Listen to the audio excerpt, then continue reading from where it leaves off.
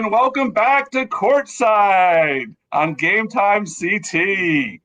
I am Scott Ericson, the girls basketball beat writer, and I am joined, as always, by the boys basketball writer, Joe Morelli. Joe, welcome back Courtside, buddy. It's mid-January, and there's a lot of teams that have already got 8, 9, 10 games in already, man. And the weather has not really been an issue, and it's time to hoop it up. This is the fun. This is when it starts to get fun now. We're getting into mid-January. They're in their conference schedules. Before we get started, I want to remind everybody, please like and subscribe to the GametimeCT YouTube channel. You can follow us on Instagram, where we'll have videos of all the games that we cover all season. And, of course, go to GametimeCT.com for all of our stories, all of our weekly polls, and everything else you need to know about high school sports. I can't encourage you enough to go to GametimeCT.com if you like high school sports. But for now, we are just talking boys and girls basketball. We're going to talk about the polls. We're going to talk about Hoophall, and we got a lot more stuff to talk about. Let's get started with a quick recap of everything that's happened. Obviously, we're jumping in a few weeks into the season here. So let's jump in with a quick recap. I'm going to start with the girls. I think that we saw right away, literally on opening night, where these teams stood. We had Sheehan play Ward, East Catholic played Northwest Catholic, and Sacred Heart Academy played Greenwich. Sacred Heart Academy was ranked number 2. Greenwich was ranked number 3. Northwest Catholic was ranked number 1, and East Catholic was ranked number 6 to start the season. Northwest Catholic blew East Catholic away. Sacred Heart Academy handled Greenwich, although I think it was closer than the final score indicated. Zuri Faison was in foul trouble, most of the night for Greenwich. I think if those two play again, it could be a much tighter game. And Sheehan, which doesn't yet have Jenna Reeson back, beat Ward. It was a fairly close game, but Sheehan has played really well throughout the season. They only lost to Sacred Heart by 12. Things are going kind of how we thought at the top of the division. We're going to talk about the divisions a little bit more. One more thing I wanted to mention before I throw to you for the boys. Last night, this is like breaking news on the podcast, Joe. Yes. Shay Gray of Derby scored 50 points. Broke her own school record, which she also broke earlier in the year when she had 38 points. And she also broke last year when she had 35 points. But as you know, Joe, scoring 50 points is special. Scoring 40 points is hard enough.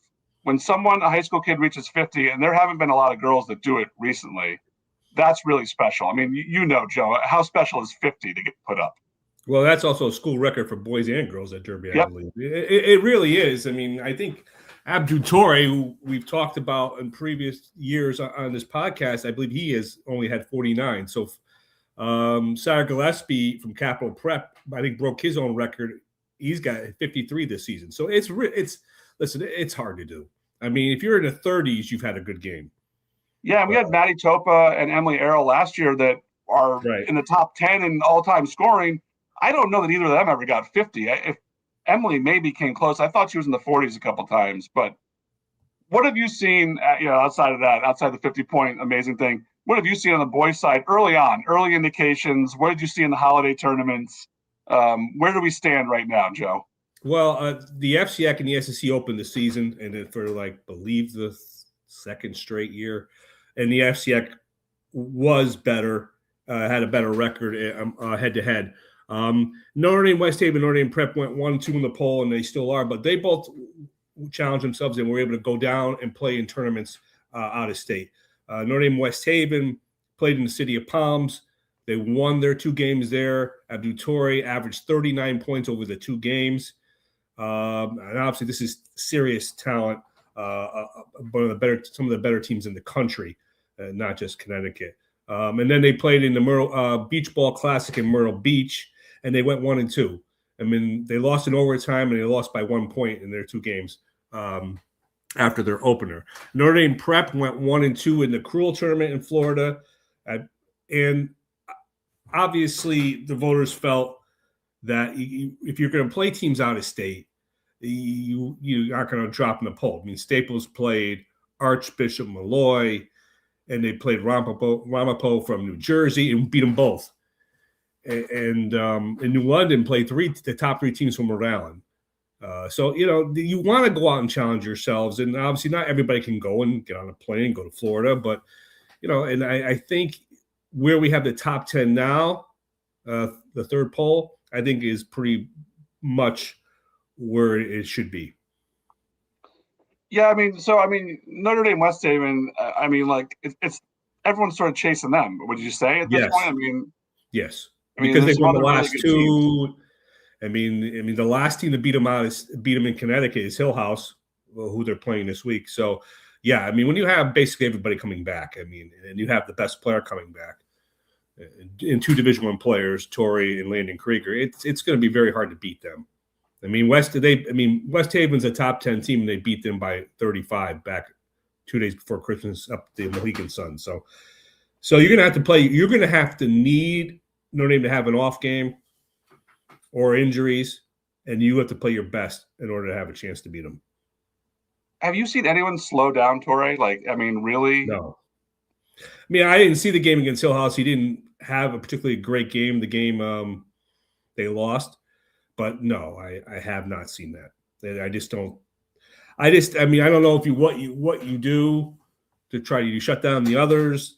Do you try to outscore them? I mean, I think you have to try to win the other battles and let him go. But those other kids are pretty good players too. I know that, but those slouches around him, like I don't think you could stop him. I don't think he can be stopped. It's like I don't think Josh Charlotte can be stopped for Notre Dame Prep. He only had 9 last night against Stratford, but I think he's just that kind of player. He's going to find a way to break down your defense. So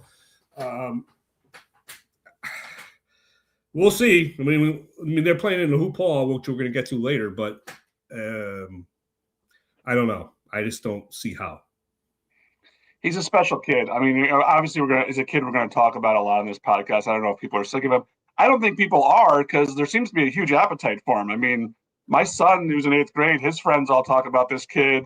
I told you I had a parent of a friend whose kid was scrimmaging against him, and he sent me photos. And, it's almost like these kids are meeting a celebrity when they play against him sometimes, Well, in the Dale London Classic, which was when they played West Haven, and they had 3 games there. It was an NFA, New London, it was Griswold and Old Lyme, and West Haven and Notre Dame. 2 days before Christmas. It's the 5th year of the tournament. It was the largest crowd they had. Now, again, a Tuesday before Christmas at the Mohegan. It was more than last year when he was there. It was more when Donovan Klingon was there in 2021. So people want to come see this kid play. Every time you write about him, he just draws huge numbers. He's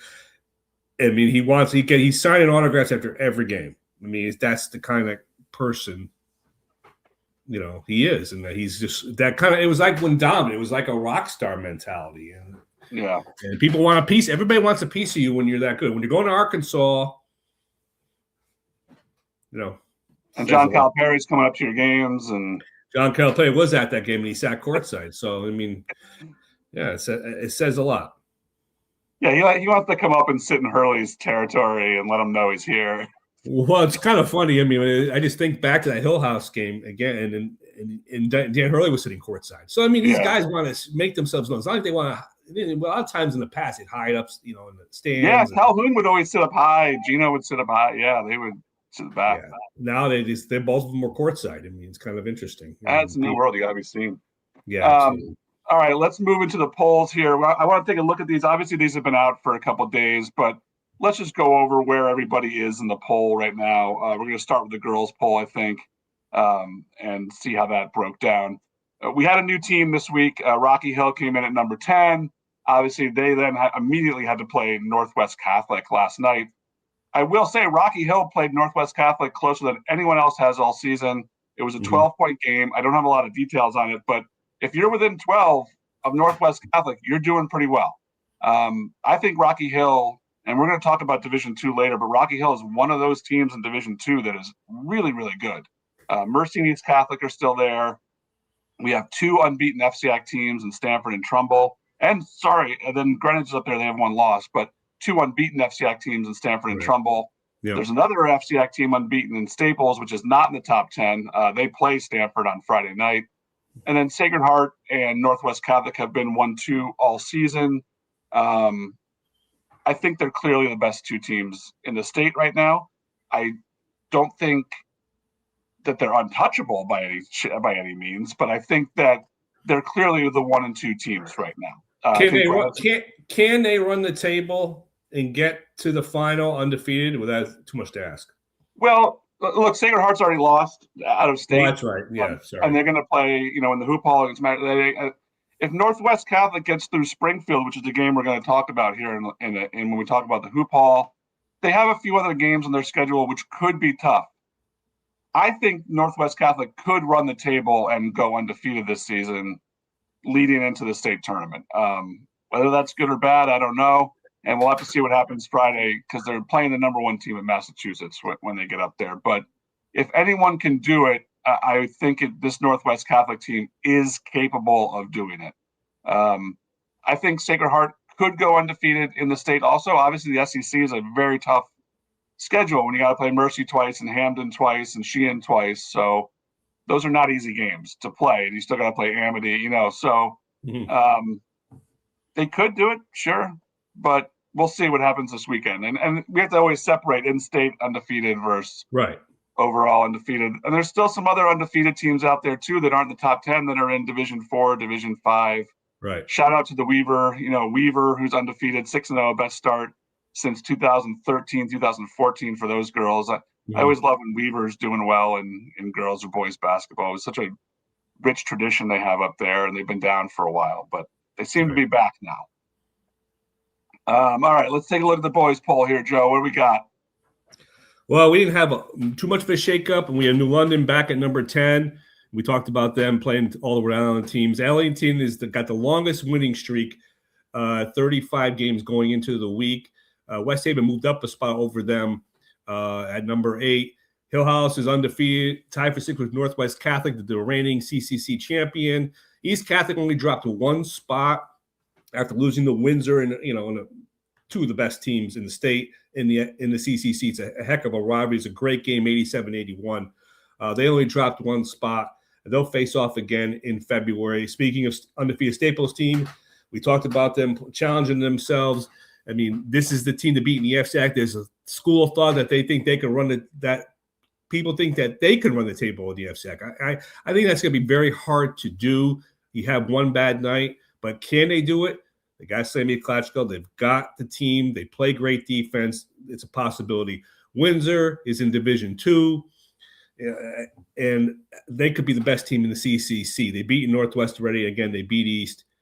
And obviously you have the 2 Notre Dame teams, 1-2. Notre Dame Prep has lost to them, 3 straight years in the tournament? 4? I lost track. So that's where their vision is down the road because they're the clear favorite in the SWC, as is Notre Dame West Haven in the SEC. So but again, like you mentioned and we've talked about, that both teams are playing in Springfield. So how they use those games toward the rest of the season in March will be interesting. Now, do you think Ellington can run the table and stay undefeated? I mean, that's yeah, I think they can run the table in their league. I don't know about Division 3. I mean, I have to look, but I just think as you have Notre Dame West Haven losing, even a team like that, the pressure's off the kids. You've lost a game. Ellington, again, they're the clear favorite. I mean, they played Coventry, who's unbeaten on Friday. They beat them. I mean, it's possible. I mean, they're not. I think there's again, I use the word school of thought that, if they were in this league, they wouldn't be undefeated. Well, yeah, naturally. But what's that? They're not in that league. They're in the NCCC. You have to have done something right to win 35 straight games. I mean, anything, Scott, you play, anything can go wrong.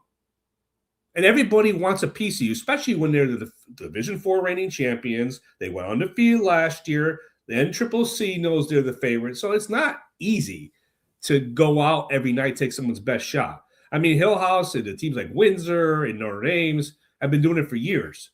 So it's difficult to ask 16, 17-year-old kids. And that's not the goal. The goal is to win the league title, win the state championship. And it will be a lot harder in Division 3 than 4 for Ellington. And it's always good when Hillhouse is good. I just think that's good for high school basketball. Yeah, I do too. And that's a great game. I mean, Notre Dame Hill, I That's going to be packed, Joe. Where is that game? Well, it's at the field house. It's at the Okay. renovated Floyd Little Athletic Center in New Haven. You know, guy, I didn't go last year, you know, because I had watched them lose by 30 or whatever, 25 to him, and said, oh, well, why am I going to go to this game? And there goes Hillhouse, and then they go win the game. So you just never know. You'll be there this year? I plan to be, yes. When that place is full, it's really great in there. It gets loud and I'd be interested to see. I haven't seen it renovated, so I don't know the difference. You probably wouldn't notice too much. You notice the floor. I mean, they got scoreboards up. I mean, it looks very nice. I'm curious what kind of crowd they're going to get. They should get a good one if Hillhouse comes in. I mean, Hillhouse has got to play New London tonight on the road. New Haven comes out for big basketball games, Joe, better than any city in the state. I mean, when there's a big one, they turn out New Haven. They do. And the Hillhouse has got, in succession, they have New London, Notre Dame, West Haven, and West Haven. So you find out about what Hillhouse. So yeah, we'll see how they are at the end of that. I still like them. I think they're a solid team. I saw Staples too. I think Staples, you know, Dave Goldshore has done such a great job with that program. Yeah. They're so well coached. They play great defense. They move the ball around. As I said to you when I came back from that game, if they just had like a 6'5" kid in the middle, they would be really dangerous. They lack a little bit of size, but otherwise they're solid. Again, I don't know if you can run the table in the FCIAC. That's hard. You got to play Trumbull. You got to play Ridgefield. You got to play Stanford. You got to play West Hill. That's not going to be easy. It's not easy to run a table in the FCIAC, in any league, but in the FCIAC especially, you know. No, I just think I mean, and do they really need to? I mean, they're trying to defend their title. No. I mean, they're trying to defend their title. I mean, they've been in Division I now, and they've lost to St. Bernard. You know, I'm curious. I mean, they've scrimmaged Notre Dame, West Haven. I mean, listen, they're good. Like you said, they're legit. This is not like, you know, they're a legit team that can. They could definitely be in the final in March in Mohegan and win it. I mean, if they're hot from three, they can beat almost anyone.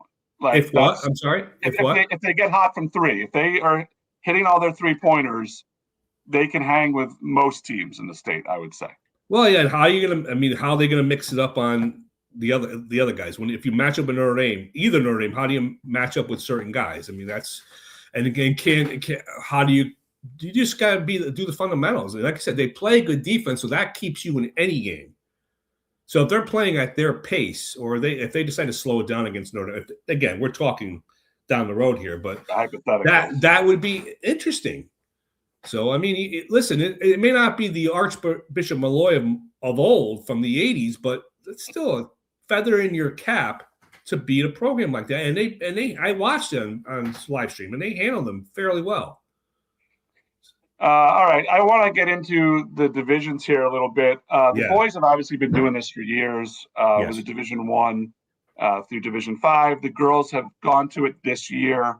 It's, you know, I think that what the CIAC is trying to do here is a really good idea to get these teams up in Division I that belong up in Division I. Obviously, this year you've set up potentially the Sacred Heart Northwest Catholic final, which I feel are the two strongest teams. And in the years past, Northwest Catholic wouldn't have been able to advance past L because of how the success modifier worked. So we would have had them split this year, which would have been a real mess. So the CIAC did this in the right year. Obviously, what we've seen with the boys and we're seeing with the girls is it's really tough to control the bottom half of that every year. Yep. Because like Glastonbury last year had one of the best players in their program history, Maddie Handrahan, set all the school records. They were an excellent team. Conard had Emily Knowles and Cassie Cosgrove, and they were really good for a couple of years. This year, those kids are gone, and those teams are struggling a little bit, but they're going to be in the D1 tournament. You've seen this in the boys tournament, Joe. I mean, it's just really hard to get perfect, right? It is. If I remember correctly, when the idea of Behind the Five, when the boys started in, I believe, 2018, was twofold to me. Number one, to get the schools of choice in the upper divisions, because if they're not going to have their own division, and that's not going to happen, That's the next best thing is to get all the best teams of choice or the ones that can move up, like you said, with the success modifier. Yeah. The other thing is in Division 5 to have a true small school champion. Now, there's a school of thought, again, I'm using these words again, that you don't need 5 in a small state like Connecticut. And I can't argue with that. But if you can, because you're going to have teams of choice floating in the divisions 2, 3, 4. It's just going to happen because they've not had success, and then they have the great year. That means the small schools, the Hale Rays or Coggins, West, whatever, Stafford, they don't have a shot. They have had the shot in boys, and for them, it means something. It's not just another trophy to them. But in looking at the girls, I'm looking at it, and you got a bunch of teams under 500 in Division One. That's the one you said. The one thing it doesn't take into account is, again, losing the players. I mean, look at Manchester boys. They had a great year. The year to remember last year, they lost their entire starting 5, and they haven't won a game yet, and they're in Division One, and they're going to play a state tournament game. I mean, West Hill a few years ago, same thing. They were at 0-20, had to go to East Catholic. It's just I don't know what the answer is. I don't unless either. You're going to do some kind of poll before the season, but with the coaches, I mean, that's going to get super complicated. So I don't know how you do it because there's only one way, Scott, and you seed it and you do it after the tournament. And the schools will not go for something like that. No, they don't want to do that because schools start monkeying around with losing on purpose, and that's what happened in the boys tournament. And that's why we had to end up here because they felt teams were tanking to get out of D1. And I will say what we've got in girls basketball this year, though, is that D2 field is super deep. Yes. There's some really, really good teams in it. I'm almost looking at, 10 to 12 teams in that division where I could say they could make a run to this championship. Bristol Central's 7-2. They haven't had Camara Bowens playing yet this season. I think they are a legit top 10 team in the state. Mm-hmm. They're in there. Bethel's in there at 7-2 with Vivian Stewart. They lost some kids from last year, but they're in there. Sheehan is in there, who's a defending state champion. North Haven with Leah Calderon, they're in there. Staples, Stanford, Trumbull, who has Michaela Diamond this year and is really, really strong. They're all in Division 2, not to mention, Newtown, West Haven with Noah Lawrence, Richfield's in there. Amity's in there with Nina Nardecchia. Division 2 is stacked, and it's going to be a real fight to get out of that. And they're going to have some excellent second round games, quarterfinal games. Picking that, if you can pick that, then go buy a lottery ticket that day because that's a really tough field. I mean, have you seen that in the boys too, where sometimes D2 just turns into this really, really competitive field? Well, there's no question that it's deeper because you only have 16 teams in one. So that's definite. You can make the argument in boys right now that it's right there with Division 1. I mean, obviously, you got the teams up top, but you have Windsor and Hills at the top of Division 2. And if I'm looking at it, just as from the argument of the school of choice, 14 of the top 15 are public schools. Just looking at it. I mean, some of those may have an ag program or whatever, but to me, those are public schools and not your Catholic program. So I think Division 2 works, and I think the other divisions work because they're all about the same as far as numbers go. So I would like one day to see them put more teams in Division 1. I just think if you're going to have these teams, and you're going to have an extra girl, the girl teams are going to move up, they graduate everybody. So you're going to have, I mean, to me, I've always said, if you win Division 1, you earn it. 3 games, 4 games, you earn it because you got to play the best. Yes. But in Division 2, you're playing 5 games, and that's the issue with the system. Because even if you increase it to 24, everybody still gets in. So you'd have to go to 32. So I don't. Again, I think the girls are going to try it and see how it works, but we don't want to go back to where it was when Westbrook played Trinity Catholic. You can't have that. No, and this is set up better. Division 4, Division 5, those teams are all out of there. So they have those small schools are going to have a chance. Schools like Thomaston are loving this. How many times did Thomaston go there and lose to a private school? Yeah. that they want to do this. Again, nothing's going to be perfect, but I think they're trying to do it. And the fact they do have the top teams in that top division right now will make a very competitive, kind of quarterfinals on in that Division I tournament, which is what you want. That's what you want. If there was just a way to account for the programs that lose that graduate, I just don't. Again, I don't know how that answer is, because then you're Smarter taking it. people Then than us you're have looking tried at to figure this out, Joe. what's that? Smarter people than us have tried to figure this out, and I can't wrap my head around trying how to do it this can be done. because then it becomes they have a mathematical formula, and they use the league multiplier and enrollment, and the multiplier is for higher for the better the deeper, better conferences. And again, but like I said, you look at Manchester. I mean, they're getting drilled every game, and they're going to be 1-2 wins maybe, and they're going to play first round game. What do you benefit from that? Yeah, that's the price of success for Manchester, I guess. I don't know. Well, that's. I mean, they're not trading in the state championship, but you take the title, and then you take your lumps. But they take your lumps. That's right. Joe, this weekend we mentioned it. Shifting gears here. Yeah, you are going to be up in Springfield. Your annual trip to lovely Springfield, Massachusetts. Yes. White hot hamburgers up there, but you're going to the basketball at the Hoophall Classic. Yeah.